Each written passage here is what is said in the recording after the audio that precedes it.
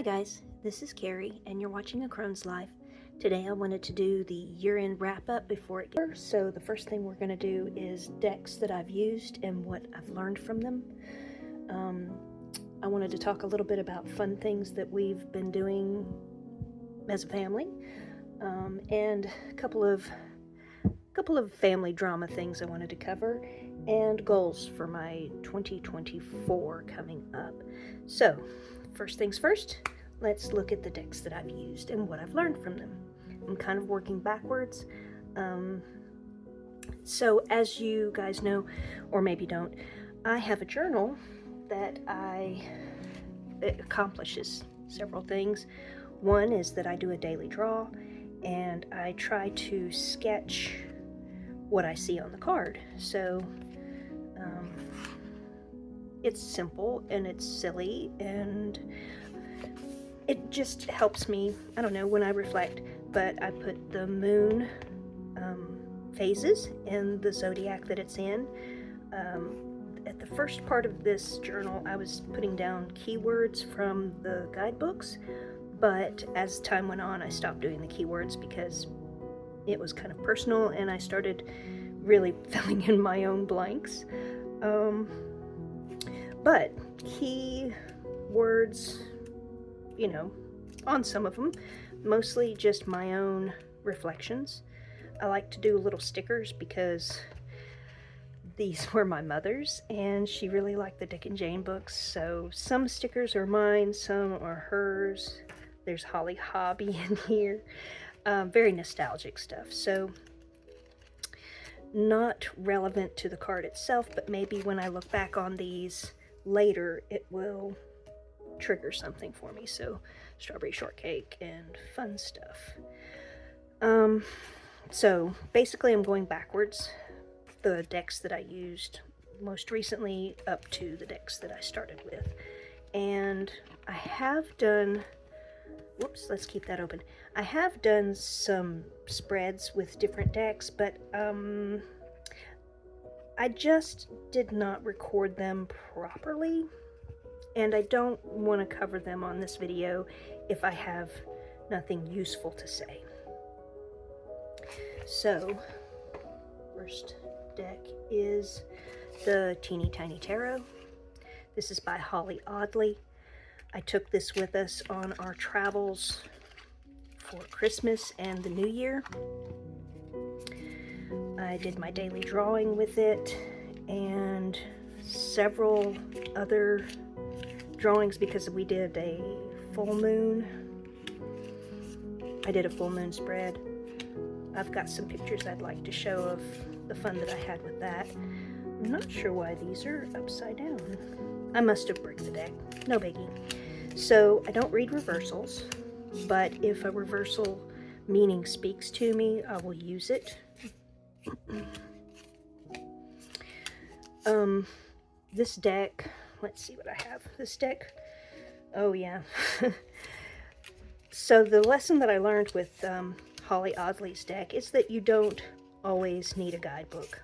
I personally depend on guidebooks because I feel like the artist has an intention and they're trying to tell me the way they see that card, and they can describe their take on it in a way that maybe I wouldn't have figured that. I wouldn't have thought about it that way. And so I rely on guidebooks. I enjoy them. I use them to deepen my knowledge of certain cards, or of all cards, really. This deck, because her depiction of each card is really different, still very easy to read, but different in the way that I can read into it, and I don't need a guidebook. I can easily find the things that are strange, that are out of place from a different Rider-Waite-Smith perspective. I can pull my own meaning in a way that I feel like she intended for me to pull the meaning, and that's very refreshing. I still love a good guidebook, don't get me wrong, but this deck taught me that I don't have to use the guidebook. I should probably rely more on myself. I should give myself more credit for knowing what this card is supposed to mean. This is a pip deck in a way. As you can see, the main focus is the pips, but it's illustrated in the way that she gives you more information than just pips. So the teddy bear, the flowers, this nostalgia, it makes sense. But snake instead of a lion, a hand instead of a whole person. It's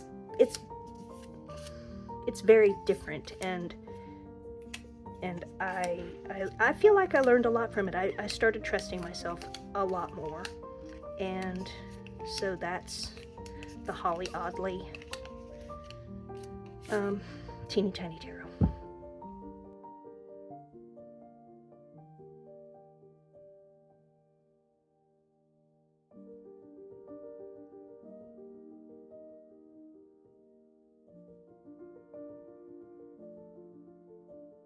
So the second deck I wanted to talk about is the Terra Volatile. This deck is pretty amazing. My husband gave it to me. It was on my list for ages. It felt like ages. I'm not sure exactly how long it was on my list, but and it's kind of slippery.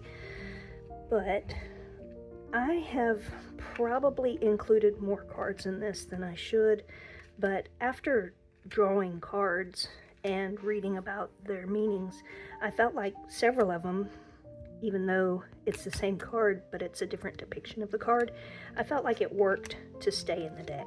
If I drew both in one reading, it still gives me a new perspective between the two. So what I learned from this deck is that I am still very curious about tarot. It inspired me to consider, really spending more time learning about tarot. After seeing a lot of the new cards and a lot of the art, I felt like I've only scratched the surface with tarot, and the meanings, even though the Thoth opened up a new world for me, this actually did also. With the incorporation of the vessels, made me just want to know all the things. All the things. I spent a lot of time reading the guidebook because it felt very academic, like I could treat it like a class, and that to me is refreshing and wonderful, and anything that opens my mind to new ideas is it's a really good feeling, and so this deck has definitely inspired my curiosity, and it's awoken a new desire to dig deep into tarot itself, not just a single deck.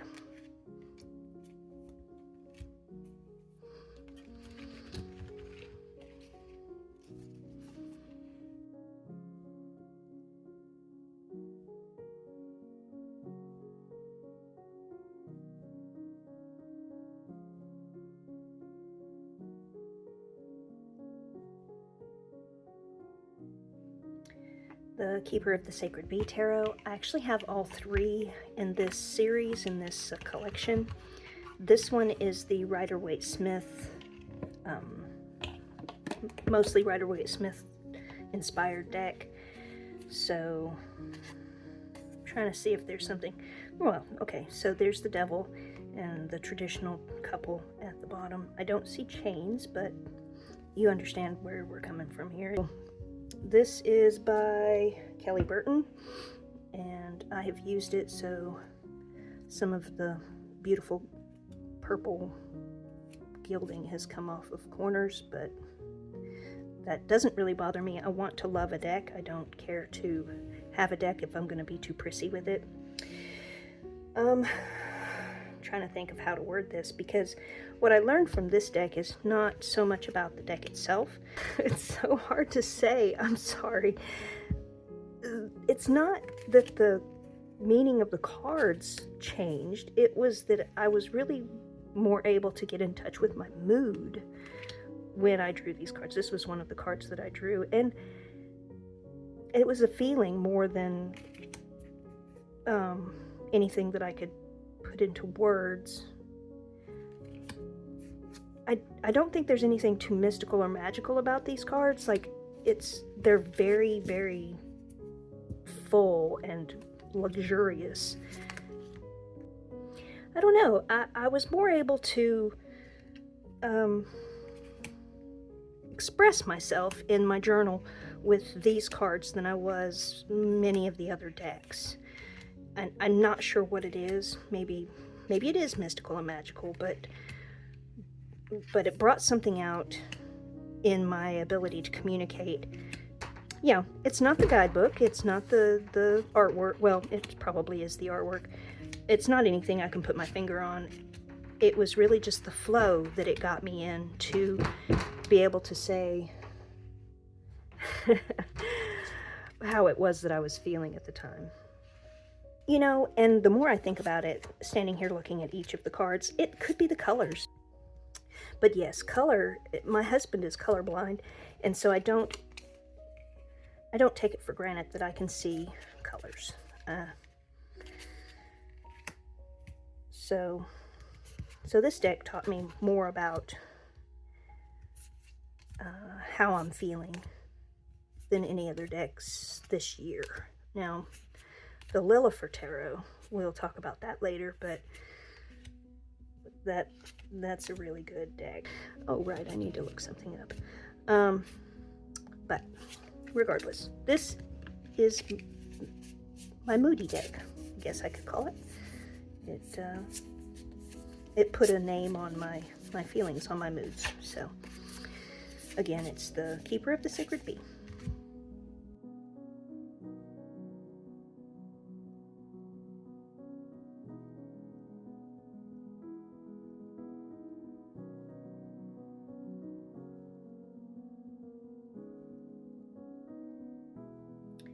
So now we're going to cover the Superlunaris. I feel like I've gone out of order now, but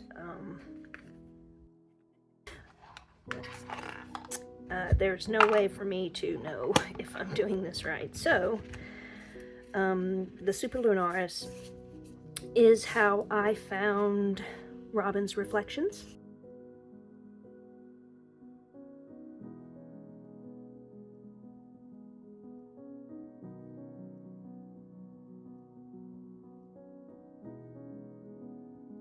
And I really connect with what she talks about, and she has such strong feelings and puts so much importance on the depictions of people in the decks. She also truly believes that the guidebook is there to guide us, and I've learned so much from just listening to her, and I appreciate her contribution and her ability, her willingness to go online and talk about these things with us. And that's true for everyone. It's not just Robin, of course. It's everyone that makes videos. I'm truly grateful for all the opinions, all of the helpful tutorials that people put out, because whatever I've come across, I truly feel like it helps me. So just for no good reason, thank you guys. It's so important. Probably my favorite Hierophant in the whole world.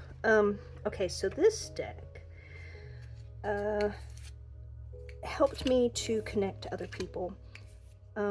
Sometimes when you use a deck, you want to ask questions about someone else. You want to just do a general reading and see where your focus needs to lie. This particular deck is always telling me about the people around me.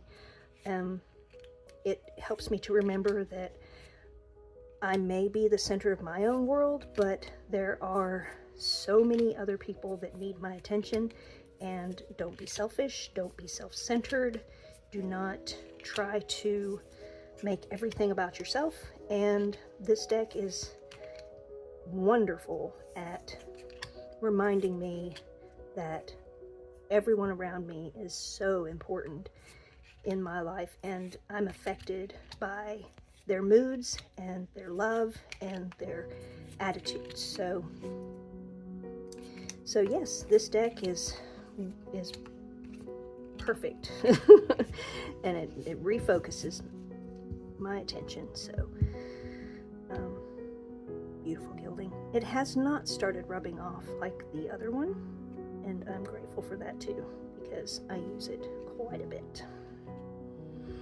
I don't know what to say about the guidebook. It's kind of basic, but the art in the cards really tells it all.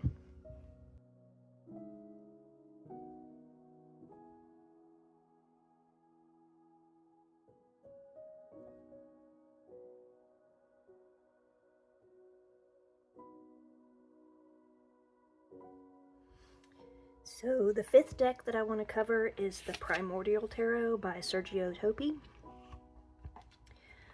To be honest with you, when I bought this deck, I bought it because I wanted something to work with past lives. That's what I'm trying to say. Past lives. So this deck is what it says it is. It's primordial. It's prehistory. We're just guessing at the lifestyles that the people in the cards have led. I thought, after I got it and looked through the art, that I made a mistake.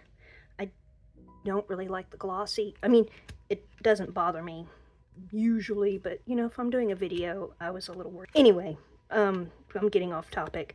I don't want to bring out any negativities of this deck, because what I really learned from this deck is that, number one, the guidebook is so important. I've always said that I love a good guidebook. I need someone's perspective to draw my attention away from the usual and to try and give me more depth in the meaning of each card that I already think I know. And this does that. I mean, I cannot say this is Rider-Waite-Smith at all. This person has their own meaning to each card. It's set up like the tarot. It has the same kind of suits. It has the same major arcana, but the meanings are all different. And once I used it for a solid week and a half, I realized that this is truly different. It's truly a gem in my collection.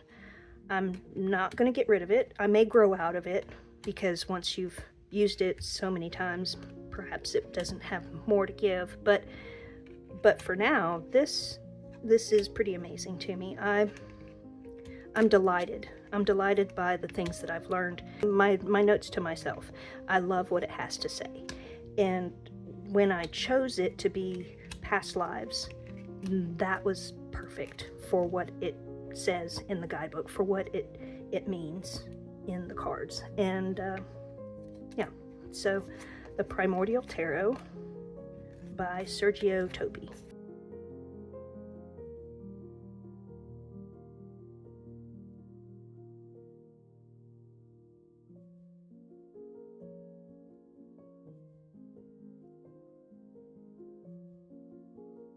Oh, darn, I should mention, it's actually, the guidebook is written by Barbara Moore, so of course, she is like the master of guidebooks. So, nice. Okay, that's the reason why the guidebook is so awesome.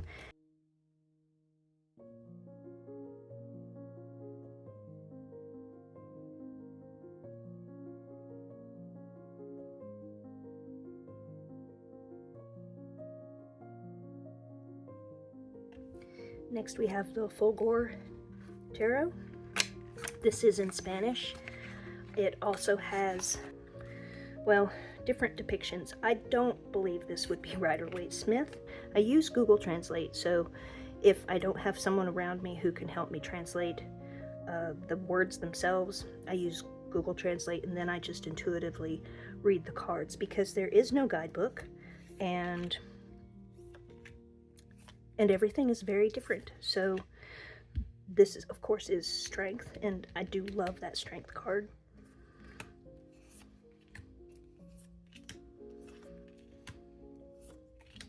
The artwork to me is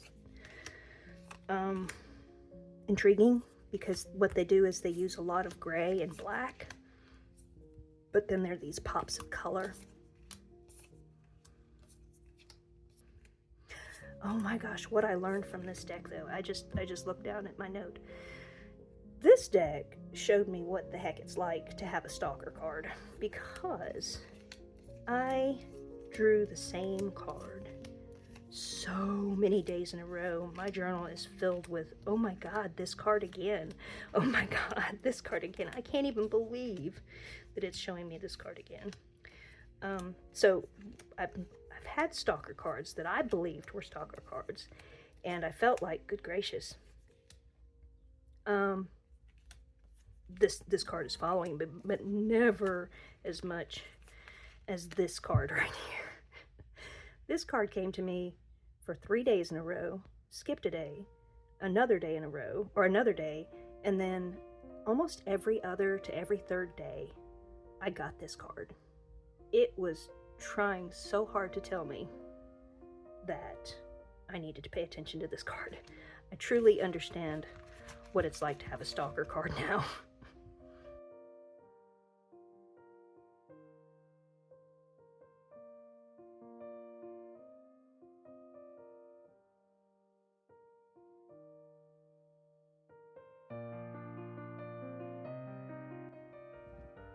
This is the Stunning Tarot 3rd edition by Johannes Jaus.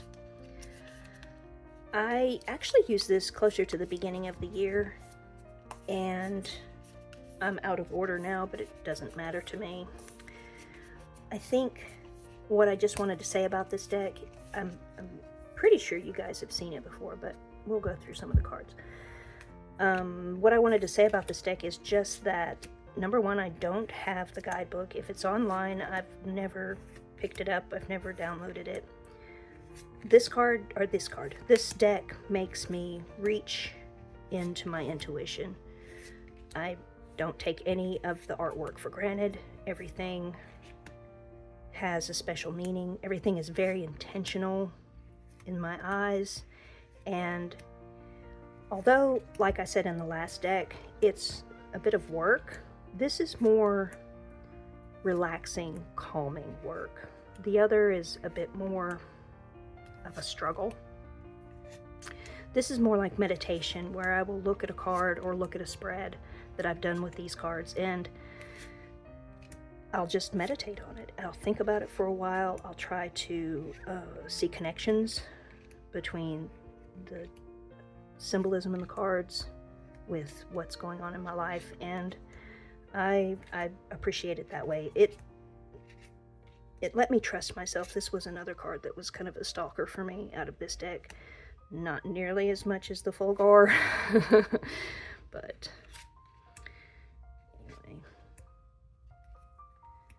anyway,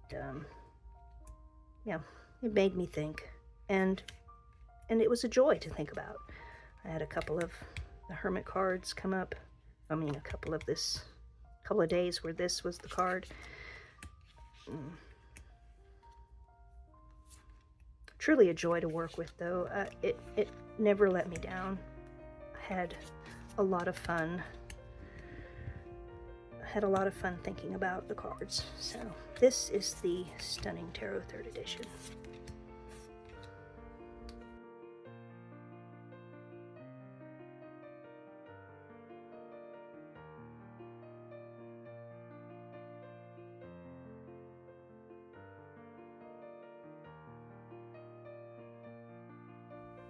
Okay, the Sugar Skull Tarot deck. I randomly picked the decks to use for my daily drawing and my spreads through the year. I just reached in and tried to grab something that I hadn't used in a while. So this came up, and to be honest with you, what I learned from this deck, it's gonna sound so lame. Sorry guys. deck is very big, and the cardstock is iffy. Don't hate it because I don't really care, but it's not terribly shuffleable. It's not the box that cereal comes in, but anyway, it's very basic cardstock. And what I learned to do with this deck is shuffle. I have depended on riffle shuffling forever, and I don't generally do it any other way. But this deck, I learned the waterfall technique without the bridge.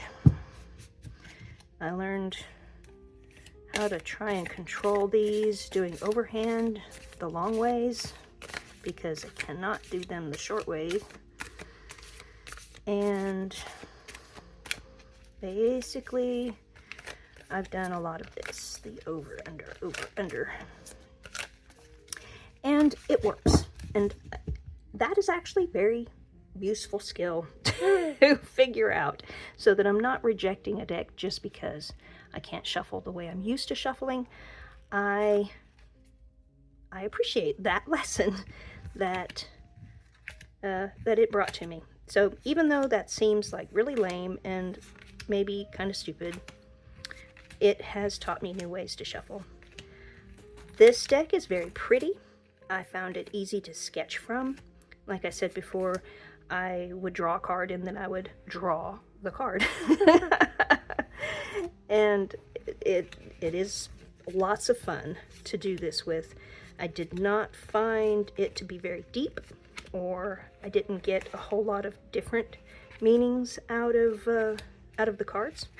It was very direct, and I don't want to use basic, but maybe simple.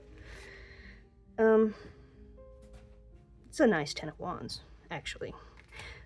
Meanings, but yeah, these are great cards. These were fun, and they'll give you a break with your brain. It's very nice. That is the Sugar Skull Tarot by David A. Ross and illustrated by Carolina Martinez.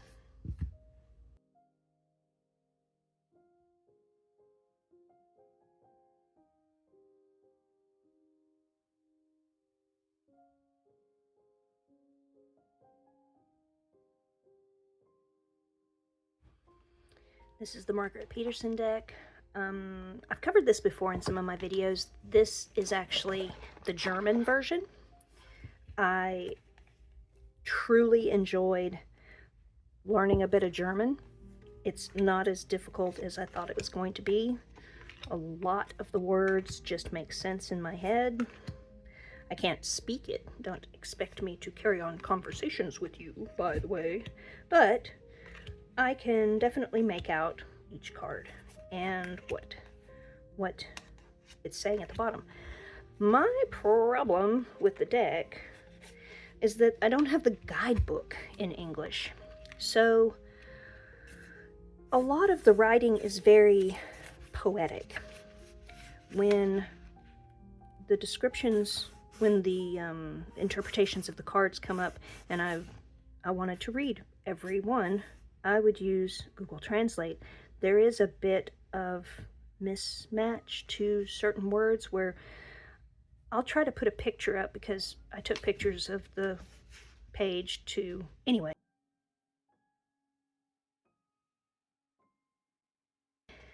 It's poetic and it's eloquent in its own way, but I have a feeling that if this were written in English, it would say something completely different. I'm very grateful that I have the German version because of that same reason. I would love to, understand it better, because I'm sure that there's, problems with the translation, like I said. But I got something out of every single one of them, and it was really fun, exciting, because I didn't know what the heck the guidebook was going to say. It was almost like an oracle, but it referred back to tarot, so it wasn't truly an oracle. I did not miss it when I put it aside for another deck. I love the artwork. I will go back to it. I'll use it, you know, I'll definitely use it. But I think I'm going to try and find the English version, just mainly to compare it with the German version and see if maybe my correct translation, so to speak, helps to make more sense out of these poetic, beautiful descriptions of the cards. What did I learn? Deck made me try harder for the German. I had feelings for every card, so that's true. I don't know if people, when they look at these cards, if they see all of the depth that's here. There's a face right up here. There's a snake. There's a figure. There's a footprint. Oh no, that is a footprint. So there's a white footprint and a dark footprint, a handprint, and as you spend time looking at the cards, it really evokes emotion. And every card that I drew, I felt very strongly about, and that's super nice and can be brand new to a reader. You know, you may not always get these kind of emotions out of a deck. This one definitely draws out our emotions.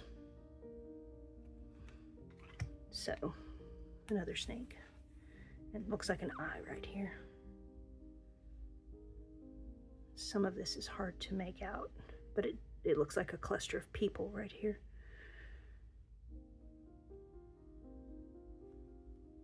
Yes, I'm fascinated with the imagery in these cards.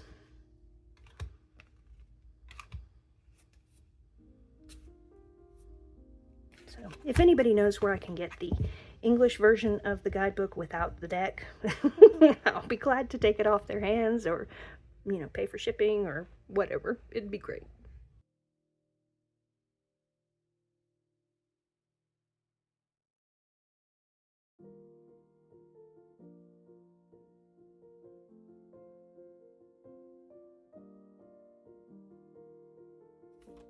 This is the deck that I traveled with most recently. I probably should have put it closer to the beginning of this video.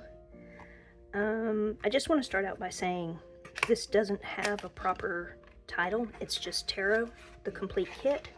But the way that I refer to it when I'm talking to anybody is the Running Press Tarot, because Running Press is the place that published it or printed it. There is a guidebook. It does have unique points of view for the cards, so it's helpful. What I decided I learned about this deck, or with this deck, because I used it when we traveled, it was really all I had. Sorry. Sometimes I like it if I just have one deck. Sometimes I'm not excited about the fact that I only have one deck. This one I had mixed feelings about, because I was learning quite a bit. Simple works. There's nothing wrong with simple depictions of cards. And even though you've seen it 100 times before, you might get something new out of it just based on where you are in your life. I never used to pay attention to the symbols on cards that have them, but now I do. And that has been jumping out at me. It doesn't have to be big and in your face. It doesn't have to be cluttered and full of squiggles or whatever. It can be simple. And, you know, it's where you are. You have to pay attention to get new meanings out of things. But I think because I've only used this deck a few times, it's not hard to find new things. And also, your own interpretation. Will it matter if your head is not attached to your shoulders one day, but maybe it'll matter the next day or not? I mean, I'm babbling, but you understand what I'm saying. It's just sometimes one thing jumps out at you and other times something else does. So simple is not a bad thing. The guidebook is very helpful because you don't have to spend a whole lot of time reading it to get something out of it. And yeah, I really like the unique take on the traditional cards, the traditional artwork. This is the Running Press Tarot, the complete kit.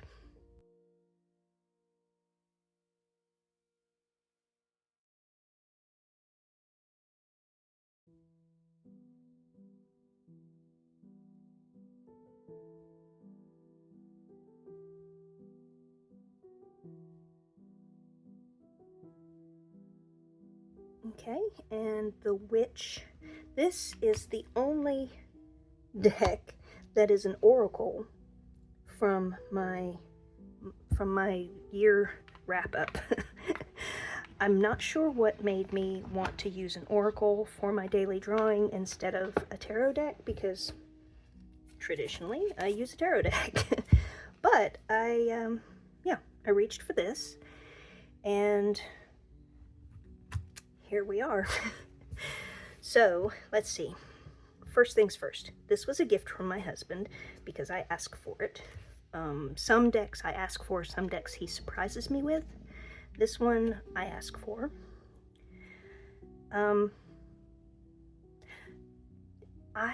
Again, once I got it, I thought, what have I done? I'm not sure about this person who is, you know, a Harry Potter fan, interjecting Defense Against the Dark Arts and things like that into my cards. But it's in the guidebook, so it's not in the cards, in the artwork. There are poems that are lovely. There's gorgeous artwork. Every time I drew a card from this deck, it described what was going on in my life in a big picture way and in a very, very accurate way. I started talking to my husband about the cards that I was drawing because I would be shocked. I'd be like, oh my God, that is so correct. That is so spot on. That means so much to me. And, you know, he's not really into this. He understands how I use it and he believes in what I'm doing, but for him to be able to, from an outsider point of view, be able to say, you know, this is exactly right because you look at it from this point of view and it is talking about such and such in your life. And it was validating. It was so good for me to just get perfect cards every single day.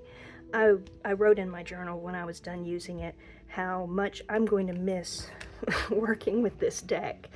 The guidebook, like I said, I wasn't sure about it at first because I really felt like introducing popular pop culture in the guidebook, it worried me, and I was like, oh, what have I done? That's not the way I see tarot. I don't want to throw all that in. But once I started using it, I realized that's only the introduction. It's not the cards themselves. Even if she, you know, trickles in some pop culture into the meaning of each card, it's not distracting. And it could just be a me thing, I don't know. But I do miss using this deck. I don't want to focus all of my attention on any one single deck. I find that I take it for granted. I start glossing over the importance of each meaning if I use it too long. So I don't want to use it all the time, but I could because it's so good. But I guess what it taught me was that, well, I learned how much I love a good guidebook, but that's not really something to learn. I've always known that. I learned how to talk to my husband about my craft and my practice. I learned how to make reasonable conversation out of something that seems fairly mystical to me, and I'm learning the vocabulary of tarot and oracle through conversing with my husband about this. So that, I think, is what I learned.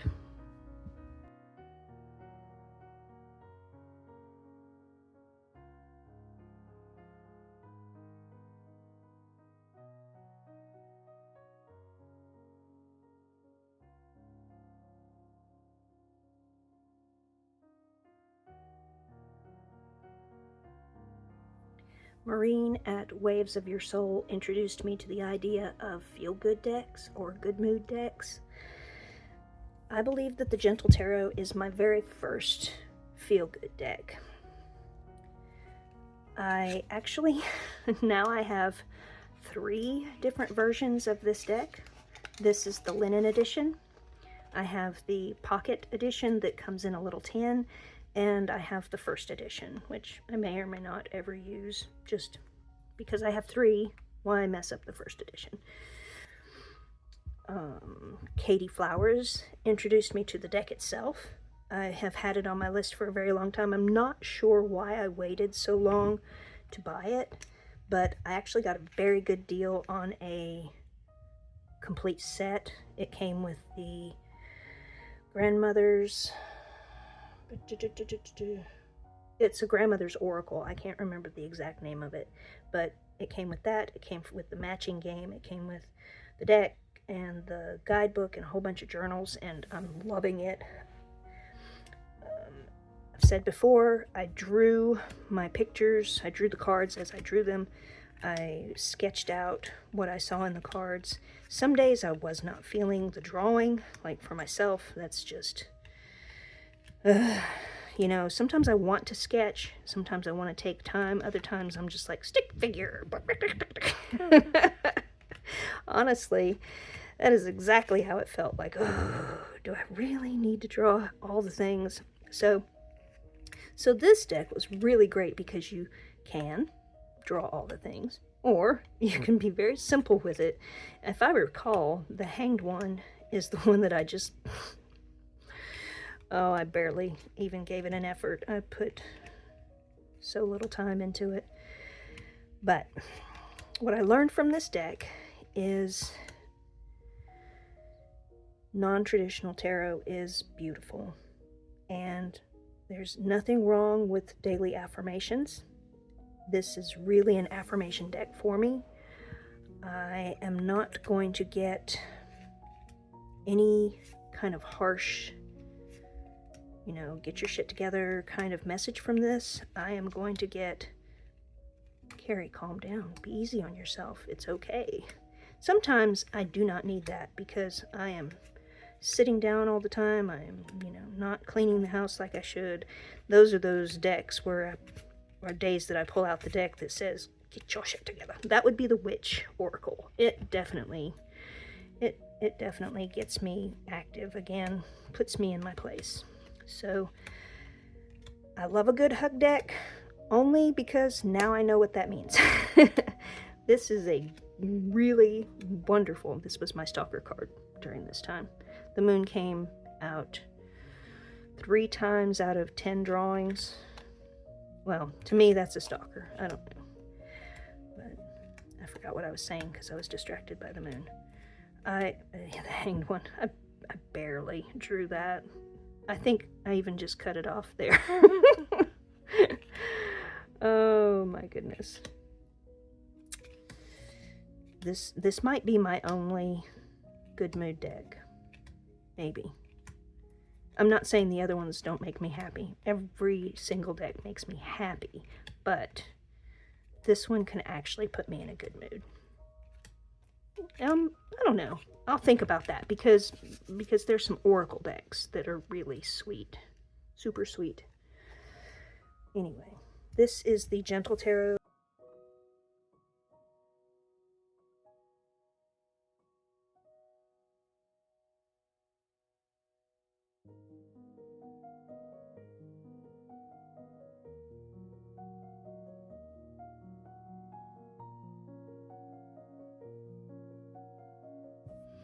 So please struggle with me for a second, because the Lilifer Tarot, I never thought I would love a deck as much as I love this deck, because I love the Margarete Tarot, and I thought that it had to be like the Margarete for me to love it that much. I love the Lilifer Tarot. I love everything about it. I love the way it shuffles. I love the way it looks. I love the messages that I get. Sorry, I'm sure that's loud. I'm going to try. I'm going to try to tell you what this deck means to me. So I've seen walkthroughs, and there have been plenty of people. Thea, the Garden Goddess, she loves this deck. I'm trying to think of Amethyst Ascension. Gosh, I've seen this deck on so many people's channels where they love it. I love it. I love everything it does. It does so much. It's got numerology, it's got Aries astrology, it's got planetary signs, it's got your symbols for air, water, fire, and earth. It's got the, I believe this is the Hebrew letter. I mean, you are filling me with all kinds of information. And when I draw these pictures, I never feel like a burden. I never feel like it's a chore to copy these drawings. They're so fun and just fun, just gorgeous. I wish I could pick a favorite card, but they're all so good. This one came up for me a couple of times.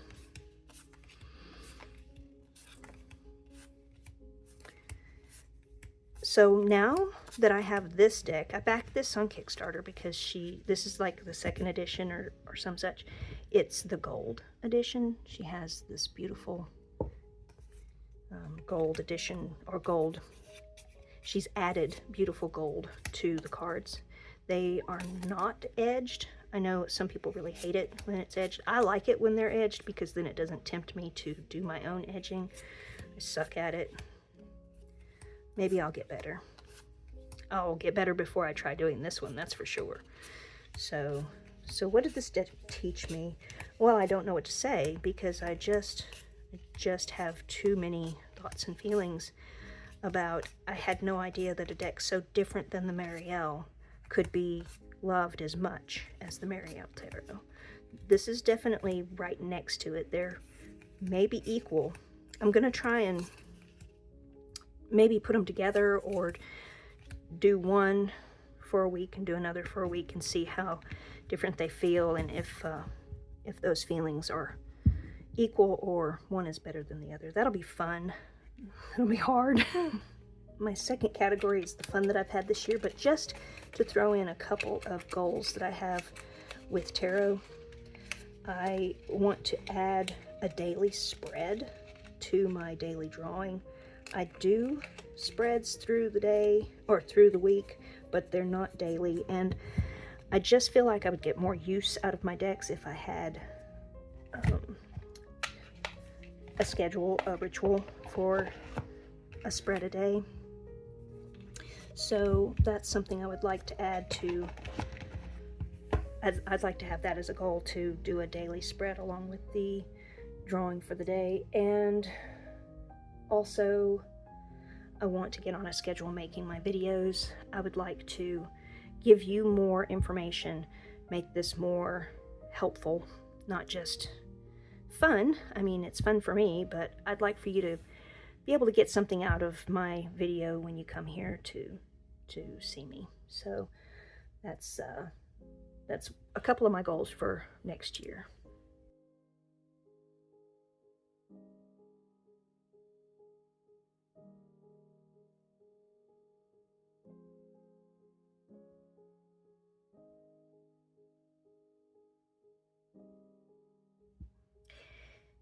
You guys might notice that the lighting is a little bit different than it was a few minutes ago in my video.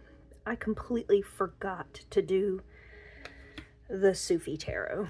This is the one that I used most recently before we went on vacation for the holidays, and the one that I've been using since my brother was diagnosed with stage 4 bladder cancer.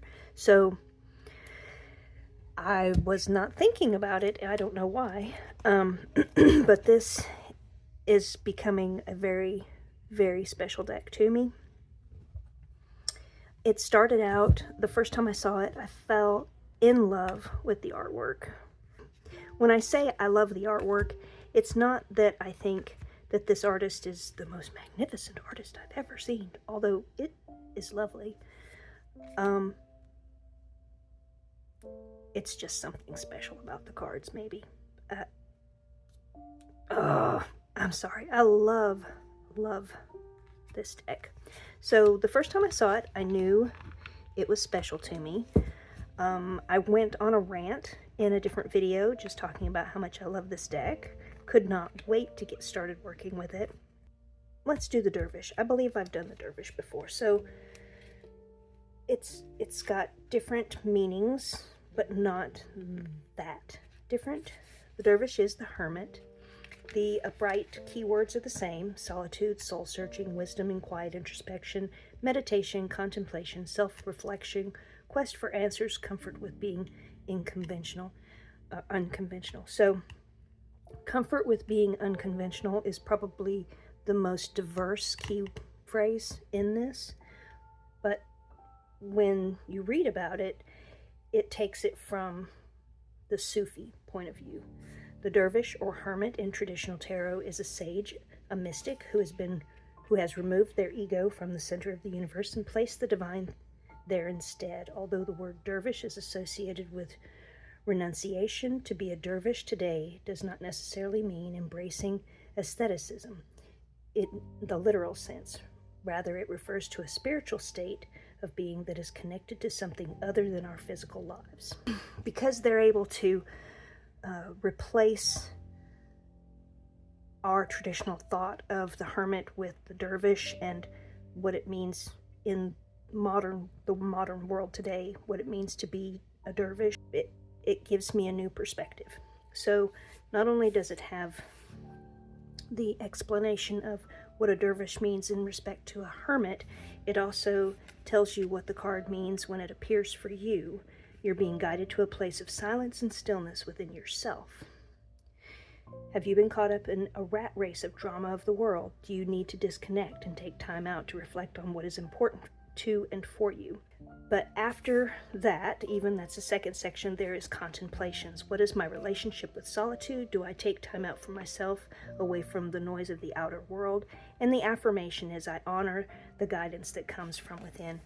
And even though all of that sounds very similar to the hermit, because they can twist this around into the dervish, it gives me a fresh perspective, and I can see kind of the world from that point of view, with that little bitty window, within that little bitty window. So basically what this deck is teaching me is how to view the world, just a small view, just a tiny view, but how to view the world from the Sufi point of view. And I respect that. I feel like what I would really gain from this deck is exactly what the guidebook is trying to give me. It gives me the traditional and what I'm familiar with, and they turn it on its head and say, okay, this is how this relates to the Sufi. You know, when it all comes down to it, I am truly on a spiritual journey. So this is showing me how I can apply my journaling and my tarot to my spiritual journey and try to bring me closer to enlightenment. So that is the Sufi Tarot.